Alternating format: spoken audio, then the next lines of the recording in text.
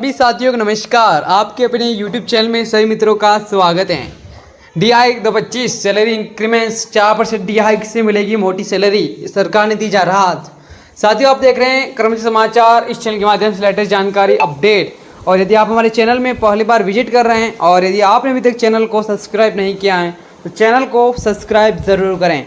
जैसे कि साथियों, सरकार की राहत बड़ी खबर सामने आई जो कि आप इस चैनल के माध्यम से जानिएगा। और यदि आप हमारे चैनल में पहली बार विजिट कर रहे हैं तो चैनल को आप सब्सक्राइब कर लीजिए और इस वीडियो को अधिक से अधिक शेयर करने का प्रयास करें।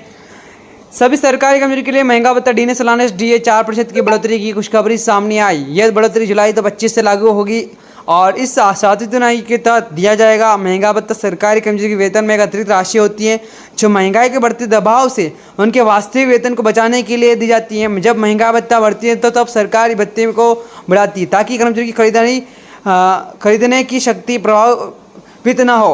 DI 2025 latest update. साथियों, आप देख रहे हैं बड़ी खबर, लेटेस्ट जानकारी इस चैनल के माध्यम से। सरकार ने बताया कि 1 जुलाई 2025 सभी केंद्रीय सरकार के कर्मचारी पेंशनरों को दी जाने वाली महंगा भत्ता DA कम से कम 4% की वृद्धि की जाएगी। फिलहाल DA की दर 55% है जो बढ़कर 59% हो जाएगी। यह वृद्धि पिछले साल के महंगाई आंकड़ों को और उपभोक्ता सूचकांक CPI आधार पर की गई जो लगातार बढ़े हुए महंगाई भत्ते दर्शाते हैं।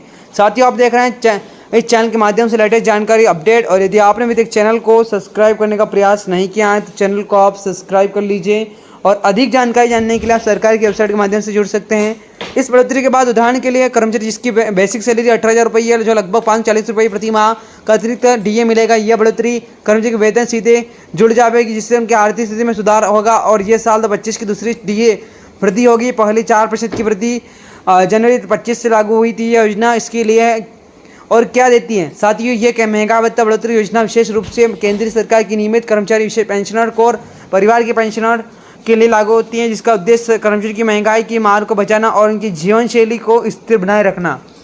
साथियों, महंगा भत्ता वेतन का प्रतिशत हिस्सा होता है जो समय समय पर स्थिति के अनुसार संशोधित किया जाता है। सातवीं तिमाही जनवरी 2016 से लागू हुआ था। इस आधारित अंतिम DA वृद्धि होगी। इसके बाद 8वीं तिमाही के सिफारिशों के अनुसार वेतन और संबद्ध संरचना बदलाव आ सकता है। फिलहाल DA दर है उपभोक्ता सूचकांक के औसत आधार पर निर्धारित होती हैं। साथियों, महंगा भत्ता बढ़ोतरी का महत्व कैसे कैलकुलेट करें। महंगा भत्ता समायोजित करने के लिए सबसे बड़ा फायदा यह है कि कर्मचारी की वेतन क्रय शक्ति बनाए रखने महंगा भत्ते के हिसाब से बचाए रखता है।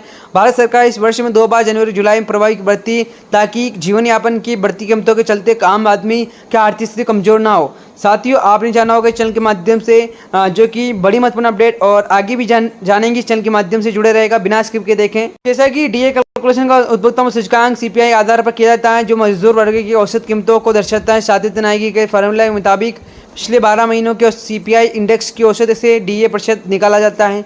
इस बढ़ोतरी से कौन कौन से लाभान्वित होंगे। इस नई 4% DA बढ़ोतरी से लगभग 1 करोड़ केंद्रीय सरकार कर्मचारियों 65 लाख पेंशनर को लाभान्वित होंगे।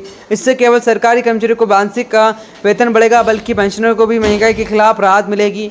और सरकार का कदम खासकर वर्तमान आर्थिक संकट और महंगाई की स्थिति में कर्मचारी की आर्थिक सुरक्षा और स्थिरता सुनिश्चित करने के लिए महत्वपूर्ण। आमतौर पर DA वृद्धि की अधिकारी घोषणा अगस्त उससे के बाद सितंबर अक्टूबर में होती है। हालांकि ये जुलाई से प्रभावी मानी जाती है और कर्मचारी को इसका लाभ समय के साथ भुगतान किया में प्राप्त होता है। साथियों, आपने जाना होगा इस प्रकार से लेटेस्ट जानकारी अपडेट। यदि आपने अभी तक चैनल को सब्सक्राइब नहीं किया, चैनल को सब्सक्राइब करें। अधिक जानकारी जानने के लिए सरकार की वेबसाइट के माध्यम से जुड़े। जय हिंद, जय भारत।